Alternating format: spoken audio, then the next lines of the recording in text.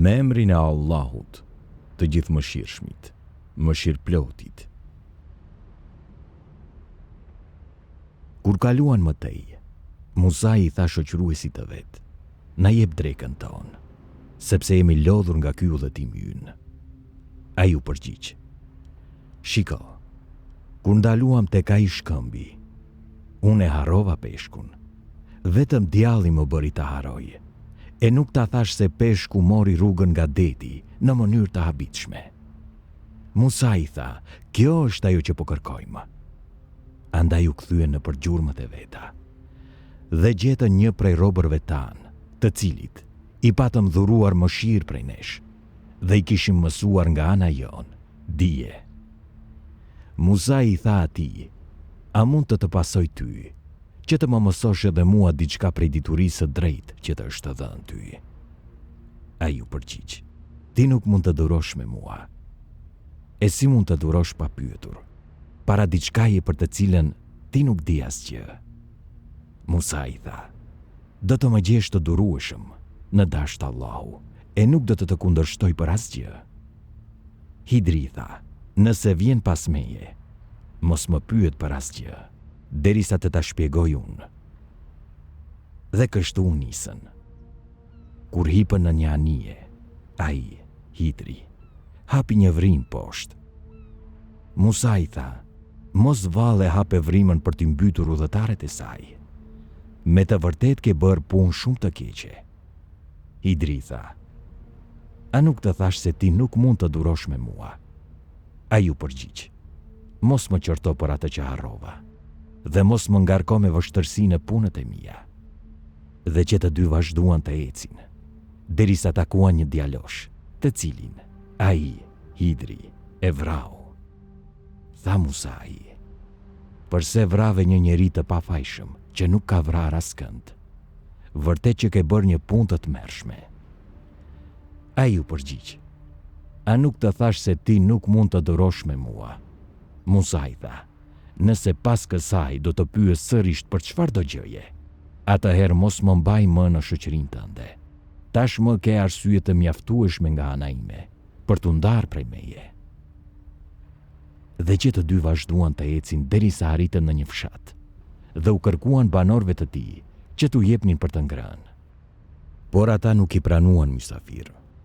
Aty ndeshën një mur që ishte duke u rrëzuar, dhe ai, Hidri, e drejtoi.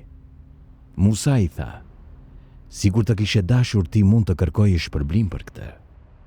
Ai tha: "Kjo është ndarja ndërmjet meje dhe teje. Unë do t'i shpjegoj ty ato gjërat për të cilat nuk mundet të durosh.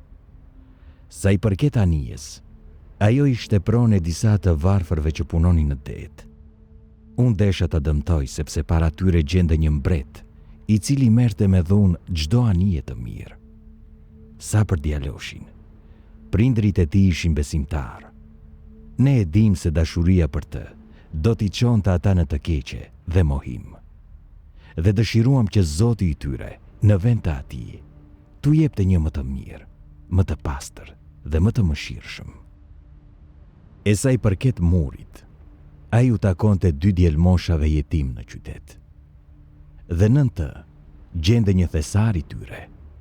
Babai i tyre kishte qenë njeri i mirë, prandaj Zoti yt dëshiroi që ata të arrinin moshën e pikurisë e ta nxirrnin thesarin e tyre, si mëshirë nga Zoti yt. Unë këtë nuk e kam bërë sipas gjykimit tim. Ky është shpjegimi i asaj për të cilën ti s'mundet të duroje. Ata, hebrejt, të pyesin ty, Muhammed, për Dhulkarneinin. Thuaj: "Unë do t'ju tregoj disa lajme për të. Ne i dham atij mundësi në tokë dhe i dham mjete e rrugë për të arritur çdo gjë. Kështu që ai u nis në një rrugë. Kur arriti në vendin e perëndimit të diellit, pas ai po perëndonte në një burim të zi balte dhe në afërsitë të tij gjeti një popull. Ne tham: O Dhulkarnein, mund t'i ndëshkosh ata, ose mund të bësh mirë atyre." Ai tha: "Sa i përket atij që bën të këqija, ne do ta ndëshkojmë, e pastaj do të kthehet te Zoti i vet, i cili do ta ndëshkojë me një dënim të rëndë." sa për atë që beson dhe bën vepra të mira. Atij i takon shpërblimi më i mirë dhe do t'i premtoj atij lehtësira. Pastaj ndoqi një rrugë tjetër. Kur arriti në vendin e lindjes së diellit, ai e pa të lindte mbi një popull, të cilit ne nuk i kishim dhënë gjë për të mbrojtur nga dielli. Kështu ndodhi, dhe ne dim gjithçka për të. Pastaj mori një rrugë tjetër, derisa kur arriti në mes dy malesh, gjeti rreth tyre një popull, i cili pothuajse nuk kuptonte asnjë të folme. Ata thanë: "O Dhulkarnein, vërtet Jexhuxhët dhe Mexhuxhët janë nga trestar në tokë. Atë të japim një pagesë që të ndërtosh një pend midis nesh dhe atyre." Ai tha: "Ajo të cilën ma ka mundësuar Zoti im është më e mirë nga pagesa juaj. Por më ndihmoni me punë. Unë do të ndërtoj një pend midis jush dhe atyre." Dhe kur ai i rafshoi dy anët e thepisura të maleve, tha: "Fryni zjarrit, derisa hekurit të skuqet si zjarri." Pastaj tha: "Më sillni bakër të shkrirë që ta hedh në të." Kështu ata, Jexhuxhët dhe Mexhuxhët, nuk mundën që ta kapërcejnë pendën, dhe as nuk mundën që ta hapin vrim në të. Ai tha: "Kjo është mëshira nga Zoti im. Kur të vi premtimi i Zotit tim, ai do ta rafshojë atë pendën. Premtimi i Zotit tim është gjithnjë i vërtet. Atë ditë, ne do të bëjmë që të vërshojnë njëri mbi tjetrin, si valet e detit, dhe do t'i fryjet surit, e do t'i tubojmë që të gjithë së bashku. Atë ditë, do t'ua tregojmë haptazi xhehenemin mohuesve, të cilët i kishin sy të mbuluara para këshillave të mia, dhe të cilët nuk mund të dëgjonin. Vallë, a mendojnë mohuesit se do të mund t'i zgjedhin robërit e mi si mbrojtës në vendin tim? Ne kemi përgatitur xhehenemin si vendbanim për mohuesit. Thuaj, a doni t'ju lajmëroj për ata që më së shumti humbasin nga punët e veta? Për ata përpjekje e të cilëve ka qenë kot në jetën e kësaj bote, ndërkohë që mendoni se po bënin vepra të mira. Këta janë ata që nuk kanë besuar në shpalljet e Zotit të tyre dhe në takimin me të. Punët e tyre do të fshihen, andaj ne nuk do të vëmë kur farpeshe për ta, për veprat e tyre, në ditën e Kiametit. Shpërblimi i tyre do të jetë xhehenemi, për shkak të mohimit të tyre, dhe për shkak se talleshin me shenjat e mia dhe të dërguarit e mi. Me të vërtet, ata që besojnë dhe bëjnë vepra të mira, do të kenë për banesa kopshtet e Firdeusit, ku do të qëndrojnë për herë, duke mos dëshiruar asnjë ndryshim. Thuaj, sikur deti të ishte boj për të shkruar fjalët e Zotit tim. Sigurisht që ai do të shterej para se të soseshin fjalët e Zotit tim, edhe sikur ne të sillnim si ndihmë edhe një det tjetër si ai. Thuaj, unë jam vetëm një vdektar si ju, që më është shpallur se Zoti juaj është një Zot i vetëm. Kështu, kush shpreson takimin me Zotin e vet, le të bëj vepra të mira dhe të mos i shoqëroj askënd në adhurim Zotit të vet.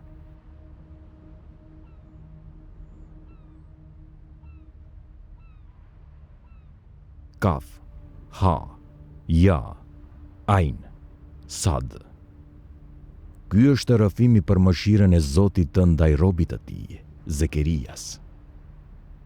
Kur ai e thiri Zotin e vet me lutje të fshetë, duke thënë: "O Zoti im, eshtra tashmë janë dobësuar. Koka më ndriçon nga thinjat, dhe asnjëherë nuk kam mbetur i zhgënjur nga lutja ime për ty, o Zoti im. Unë u friksohem të afërmve të mi pas meje, ndërsa bashkëshortja ime është beronjë. Andaj, më dhuron nga ana jote një pasardhës, që të më trashëgoj mua dhe familjen e Jakubit. O Zoti im, bëje atë të pëlqyeshëm për ty." O Zekeria, ne po të japim lajmin e mirë për një djalë që do të quhet Jahja. Askujt nuk ja kemi dhënë këtë emër më parë. Ai tha: O Zoti im, si mund të kem un djalë, kur bashkëshortja ime është beronjë, dhe unë kam arritur pleqërinë e thellë. I tha: Ashtu ka thënë Zoti yt, kjo për mua është e lehtë. Unë të kam krijuar edhe ty më parë, ndërkohë që nuk ekzistoje. Zekeria tha: O Zoti im, më jep ndonjë shenjë. Ai tha: Shenja jote do të jetë se nuk do të mund të flasësh me njerëzit për 3 net, ndonë se do të jesh i shëndosh. Ai doli nga faltoria para popullit të vet dhe u bëri me shenjë atyre, të lavdëronin Allahun në mëngjes dhe në mbrëmje. Pasi lindi djali, i u tha: O Jahja, roke fort librin, Teuratin. Dhe ne kur ende ishte fëmijë, i dha mençuri, butësi prej nesh dhe dlirësi. Ai ishte besimtar i përkushtuar dhe i sjellshëm ndaj prindërve të vet. Nuk ishte i ashpër dhe i padëgjueshëm. Paqja qoftë mbi të, ditën kur ka lindur, në ditën kur do të vdes dhe në ditën kur do të ringjallet. Dhe tregohu Muhammed në libër për Merijemen, kur u tërhoq nga familje e saj në një vend në lindje, duke e fshehur veten nga ata. Ne i dërguam shpirtin ton, i cili u paraqit asaj si një njeri i plot. Ajo i tha: Unë kërkoj që të më mbrojë gjithëmëshirshmi prej teje, nëse i friksohesh Allahut. Ai tha: Në të vërtetë unë jam vetëm një i dërguar i Zotit tënd, që të dhuroj ty një djalë të pastër. Ajo tha: Si mund të kem un djalë, kur asnjë mashkull nuk më ka prekur, e nuk jam as e pacip? I u përgjigj: Kështu është, Zoti yt ka thënë, kjo për mua është e lehtë. Ne do ta bëjmë atë shenjë për njerëzit dhe mëshirë nga ana jonë. Dhe kjo është punë e kryer. Ajo mbeti me bare u tërhoq me të në një vend të largët. Dhimbjet e lindjes e detyruan atë që të shkonte te trungu i një hurme. Ajo tha: Asi kur të kisha vdekur para kësaj ngjarjeje dhe të isha haruar krejt. Një zë e thiri nga poshtë: Mos u pikëllo, se Zoti yt të ka bërë një burim ujë poshtë teje. Shkunde trungun e palmës, që të bien mbi ty hurma të freskëta. Ha, pi dhe qetësohu. Nëse vëren ndonjë njeri i thuaj: Unë jam betuar në të gjithë mëshirshmin se do të agjeroj, prandaj sot nuk dua të flas me askënd. Dhe u kthye te populli i vet, duke mbajtur fëmijën. Ata i thanë: O Merieme, ke bërë diçka të turpshme. O motre e Harunit, babai yt nuk ka qenë njeri i keq, as nëna jote nuk ka qenë grua e shturur. Ajo bëri me shenjë nga i biri. Ata thanë: Si ti flasim ne fëmijës që është në djep? Ai, i saj në djep, tha: Unë jam robi i Allahut. Ai më ka dhënë librin, ungjillin, më ka bërë profet dhe më ka bërë të bekuar kudo që të jem. Ai më ka porositur që të falem e të jap ziqat sa të jem gjallë, dhe që të jemi mirë ndaj nënës sime, dhe nuk më ka bërë të ashpër dhe të padëgjueshëm. Le të jetë paqja e shpëtimit mbi mua, në ditën që kam lindur, në ditën që do të vdes dhe në ditën që do të ringjallem. Ky është Isai, i biri Merijemes. Kjo është fjale e vërtet për të cilën ata dyshojnë dhe diskutojnë. Allahu nuk ka mbetur të marrë dikë për birë. Qofti lavdëruar ai, kur vendos diçka, ai vetëm thot për të bëhu, dhe ajo bëhet. Isai tha: Vërtet Allahu është Zoti im dhe Zoti juaj. Andaj adhuroni vetëm atë. Kjo është udha e drejtë. E megjithatë sektet u përçanë në lidhje me atë. Mirë ata që nuk besojnë për takimin e një dite të madhe. E sa mirë do të dëgjojnë e do të shohin atë ditë, kur do të vinte ne. Por sot keqbërësit janë në humbje të qartë. Paralajmëroj ata o Muhammed për ditën e pikëllimit, kur do të japin llogari, ndonse tani ata janë të shkujdesur dhe nuk besojnë. Vërtet jemi ne që e trashëgojmë tokën dhe gjithçka që gjendet në të, dhe ata te ne do të kthehen. Tregon në libër për Ibrahimin. Ai ishte njeri së vërtetës dhe profet. Ai tha të Atit: "O baba im, përse adhuron atë që as nuk dëgjon, as nuk sheh, e as që mund të sjellë ndonjë dobi? O baba im, mua më ka ardhur prej diturisë çfarë s'të ka ardhur ty, andaj ndiq më mua, dhe unë do të udhëzoj në rrugën e drejtë. O baba im, mos adhuro djallin, sepse ai është gjithmonë i pabindur ndaj të gjithëmëshirshmit. O baba im, unë kam frikë se mos të vjen ndonjë dënim nga i gjithëmëshirshmi, e përjedhoj të bëhesh shok i djallit." Ai u përgjigj: "O Ibrahim, si guxon t'i hedhësh poshtë zotat e mi? Nëse nuk heq dorë, unë do të mbys me gur, andaj largohu prej meje për një kohë të gjatë." Ibrahimi tha: "Shpëtimi qoftë mbi ty, do t'i lutem Zotit tim që të falë. Me të vërteta ishte i mirë me mua, po largohem nga ju dhe nga gjithçka që ju adhuroni në vend të Allahut. Do t'i lutem Zotit tim, sepse jam i sigurt se nuk do të jem fatkeq me lutjet që ja bëj Zotit tim." Dhe kur u largua nga ata dhe nga idhujt që i adhuroni në vend të Allahut, ne i dhuruam atij Isakun dhe Jakubin, që të dy i bëm profet. Ne u dhuruam atyre mëshirën tonë dhe bëm që ata të lavdërohen e të përmenden me nder. Tregon në libër edhe për Musain. Një mend, ai ishte i përzgjedhur, ishte i dërguar dhe profet. Ne e thirrëm atë nga ana e djathtë të malit Tur, duke afruar në një bisedë të fshehtë, dhe nga mëshira jon i dhuruam të vëllan Harunin si profet. Tregon në libër për Ismailin. Vërtet ai ishte i sinqert në premtimet e veta. Ishte i dërguar dhe profet. Ai e urdhëronte popullin e vet që të falte namazin, e të jepte zeqatin, dhe ishte i mirëpritur te Zoti i tij. Tregon në libër për Idrisin. Ai ishte njeri i së vërtetës dhe profet. Ne ngritëm atë në vend të lartë. Këta janë ata të cilët Allahu i begatoi me hirin e tij. Nga profetët pasardhës të Ademit, të atyre që ne i mbartëm me Nuhun, nga pasardhësit e Ibrahimit, të Izraelit, dhe nga ata që ne i udhëzuam dhe i zgjodhëm. Kur ju lexoheshin vargjet e të gjithëmëshirshmit, binin duke bërë seçte dhe qanin. Pas atyre erdhën brezni që e braktisën faljen e namazit dhe ndoqën epshet e veta. Ata do të pasojnë dënimin e madh. Përveç atyre që pendohen, që besojnë dhe bëjnë punë të mirë, këta do të hyjnë në xhennet dhe nuk do t'u bëhet kurfar padrejtësie. Në kopshtet e Adnit, që i gjithëmëshirshmi u ka premtuar robërve të vet, edhe pse ende nuk e kanë parë. Me të vërtet premtimi i tij është i sigurt. Aty nuk do të dëgjojnë llomotitje, por vetëm fjalë për shëndetjeje, për paqe, dhe do të ushqehen në mëngjes dhe në mbrëmje. Ky është xheneti që ne u japim në trashëgim robërve tanë të përkushtuar. Xhebraili tha: "Ne engjujt zbresim vetëm me urdhrin e Zotit tënd. Atij i përket gjithçka që është para nesh, gjithçka që është pas nesh dhe gjithçka që është në mes.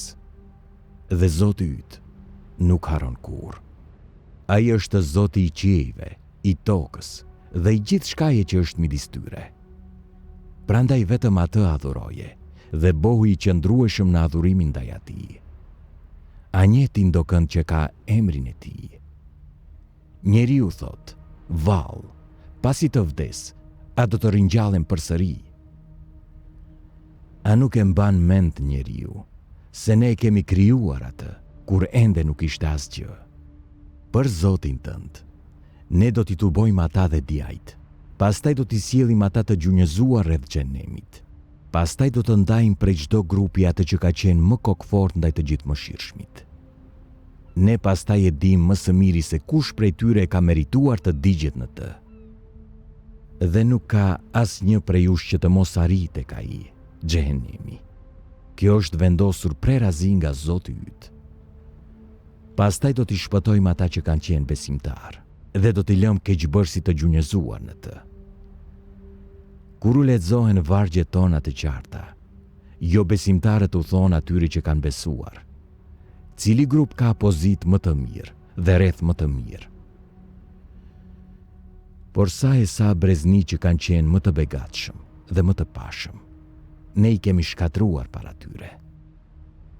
Thuaj, o Muhammed, atyre që janë të humbur: I gjithë mëshirshmi u dhënë të jetë, në mënyrë që kur të shohin atë që u është premtuar, ose dënimin në këtë jetë, ose orën e kiametit.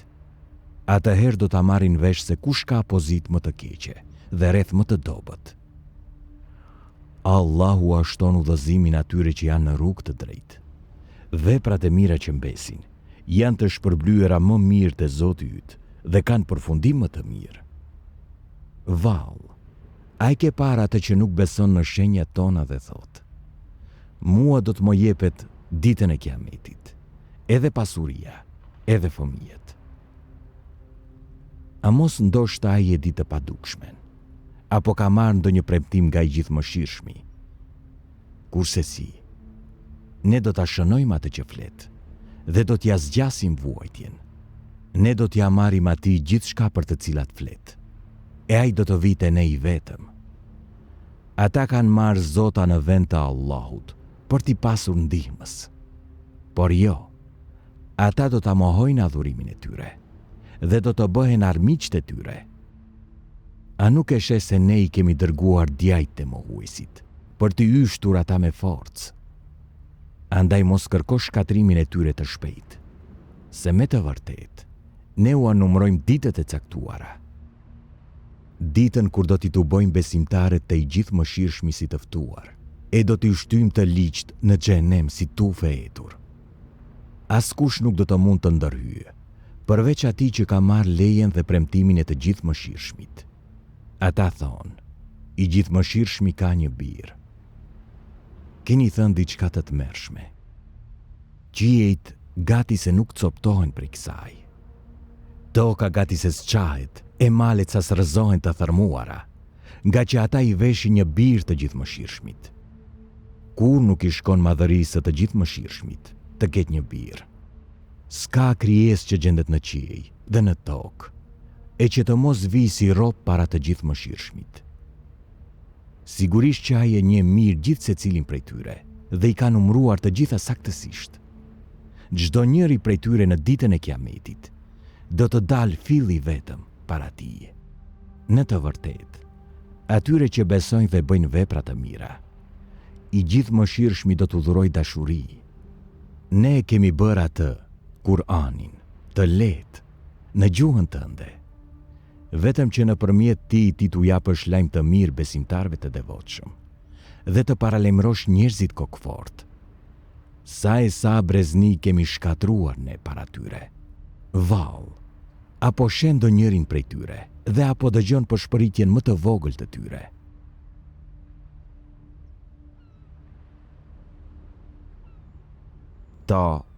Ha. Ne nuk ta kemi shpallur Kur'anin ty, Muhammed, për të munduar, por që të jetë kujtesë për atë që ka frikë nga Allahu. Ai është zbritur nga krijuesi i tokës e i qiejve të lartë. I gjithëmëshirshmi bifron ngritësi i takon madhërisë së tij.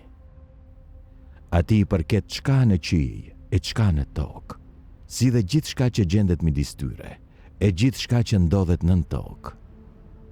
Edhe nëse ti flet me zë të lartë, është e kotë, sepse ai me të vërtet i di sekretet edhe më të fsheta. Allahu nuk ka zot tjetër të denjë për adhurim, përveç tij. Ai ka emrat më të bukur. Ai ke dëgjuar historinë e Musait.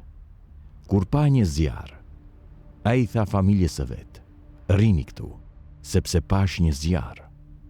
Ndoshta mund t'ju sjell një urë të ndezur, ose të gjej pranë tij ndonjë udhërëfyes." Kur arriti te zjarri, një zë e thiri: "O Musa, në të vërtetë, Unë jam Zoti yt.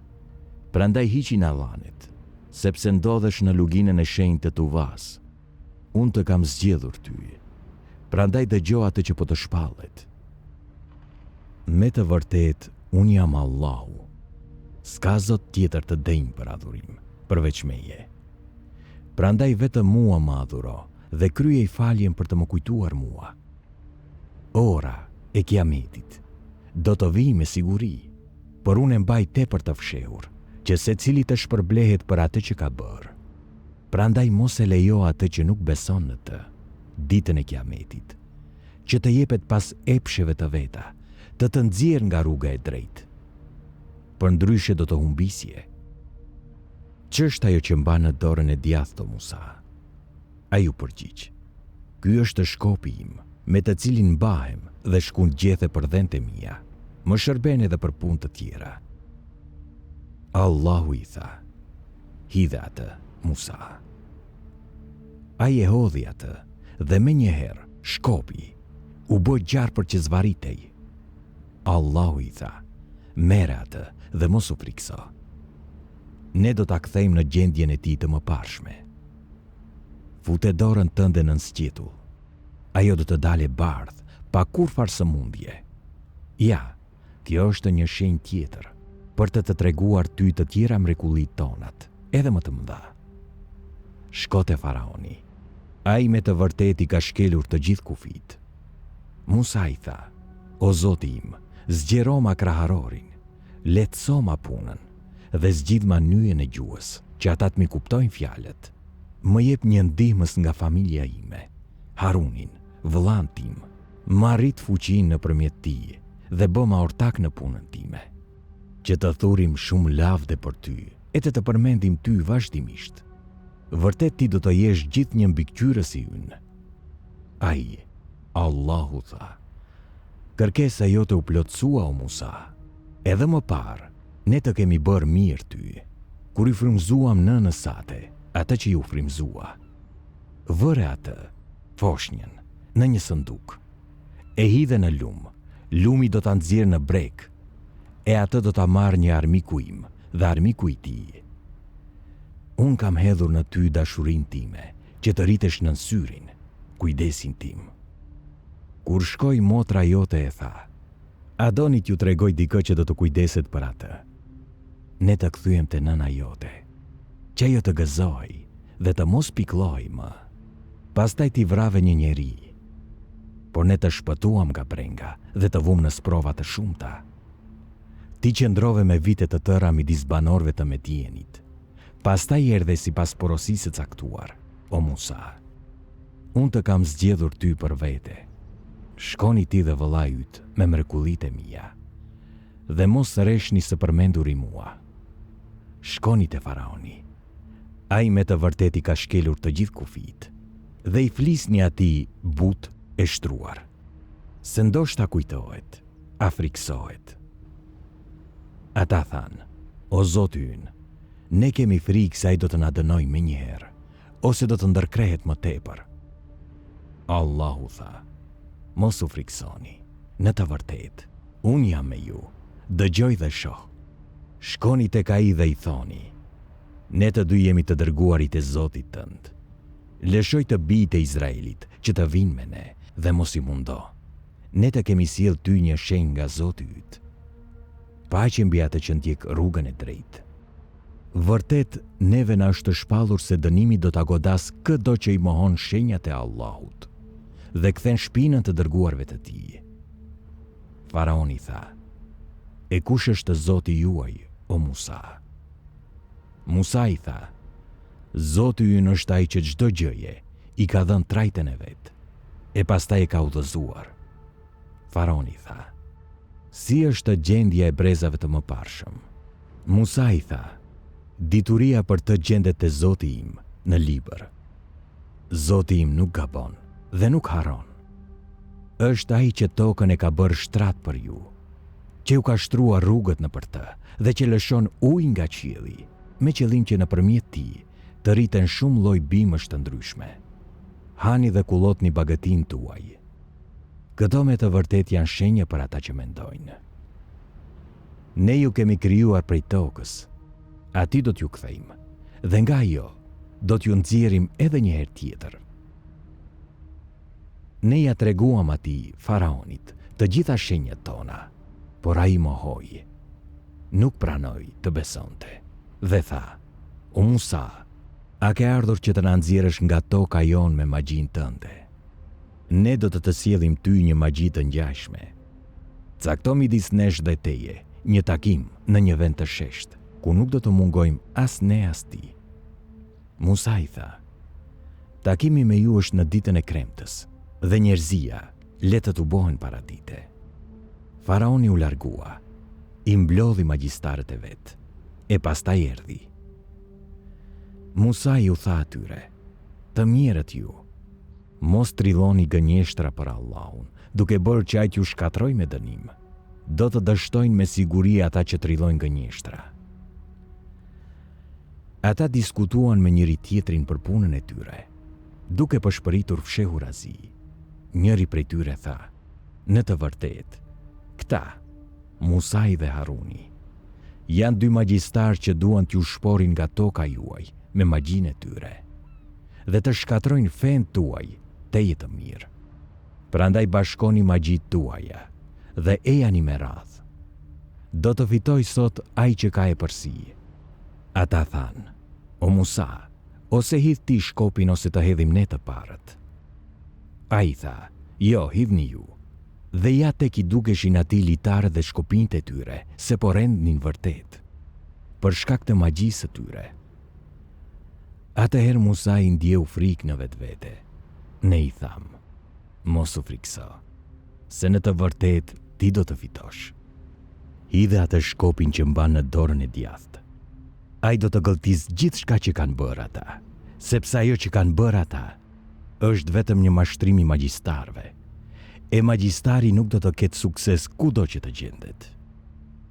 Atëherë magjistarët ranë në seçde dhe thanë: "Ne besojmë në Zotin e Harunit dhe të Musait." Faraoni tha: "Çfarë? Ju e besuat atë para se t'ju jap leje unë. Në të vërtetë ai është mjeshtri juaj, që ju ka mësuar magjitë. Unë do t'ju këpus duart dhe këmbët tuaja të këmbyera, dhe do t'ju varë në trungjet e hurmave. Ju do t'a merrni vesh me siguri se cili prej nesh është më i ashpër dhe më i vendosur në ndëshkim." Magjistarët u përgjigjen: "Ne kur nuk do të japim ty përparësi ndaj provave që na kanë ardhur, dhe ndaj atij që na ka krijuar ne. Ti gjykon vetëm në jetën e kësaj bote. Ne besojmë në Zotin ton që të na i fal gabimet dhe magjitë, për të cilat na ke detyruar ti. Allahu është më i miri dhe i përjetshmi." Atë që i paraqitet Zotit të vet si keqbërës, sigurisht që e pret xhenemi, ku as nuk do të vdes, e as nuk do të jetoj. Ndërsa kush paraqitet tek ai si besimtar, e që ka bërë vepra të mira, do të ngrihet në shkallë të larta, në kopshtet e Adnit, në për të cilat rrjedhin lumenj. Ata do të qëndrojnë aty përjetësisht. Ky është shpërblimi për atë që është i lirë nga mosbesimi. Ne i tha Musait: "Udhëto natën me robrit e mi, hapu atyre një rrugë të tharë në përdet, dhe mos u frikso se do të kap ndokush, e as se do të mbyteni." Faraoni ndoqi ata bijtë e Izraelit me ushtrinë e tij, por deti i mbuloi ata me dallgë të mëdha. Faraoni i solli humbje popullit të vet dhe nuk e çoi në rrugë të drejtë. "O bijtë e Izraelit, ne ju shpëtuam nga armiku juaj, bëm beslidhje me ju në anën e djathtë të Turit, dhe ju zbritëm man dhe thellënza. Hani nga ushqimet e shijshme të lejuara me të cilat ju kemi furnizuar, dhe mos e ka përceni kufirin. Përndryshe, do t'ju zër zemrimi im. Ai të cilin e zë zemrimi im është i humbur. Vërtet unë jam falës për atë që pendohet, beson, e bën vepra të mira, dhe pastaj qëndron në rrugë të drejtë. Përse nxitove para popullit tënd, o Musa?" Musa i tha: "Ja, ata shkojnë pas gjurmëve të mia. E unë nxitova te ti, o Zoti im, për të fituar kënaqësinë tënde. Allahu tha: ne e vum në provë popullin tënd gjatë mungesës tënde. E Samiriu i nxori ata nga rruga e drejtë. Musa u kthye te populli i vet i zemruar dhe i pikëlluar. Tha: o populli im, vallë, a nuk ju dha Zoti juaj një premtim të mirë? A mos ju duke gjatë koha e përmbushjes së premtimit? Apo dëshironi që t'ju godas zemrimi i Zotit tuaj, prandaj nuk i jeni përmbajtur premtimit që më dhat? Ata u përgjigjen: ne nuk e kemi thyer premtimin që të patëm dhënë me vullnetin ton, por ishim të ngarkuar rënd me stolit e popullit të faraonit. Andaj i hodhëm ato në zjarr për t'u lehtësuar. Po kështu i hodhi edhe Samiriu, dhe nga këto ai bëri një trup viçi që pallte. Atëherë tha: ky është Zoti juaj dhe Zoti Musait. Ai, Musai, ka harruar t'ju tregoj për të. Vallë, a nuk e shihnin ata se viçi nuk u drejtonte atyre asnjë fjalë dhe nuk ishte në gjendje t'u silte kurfar dëmi apo dobije?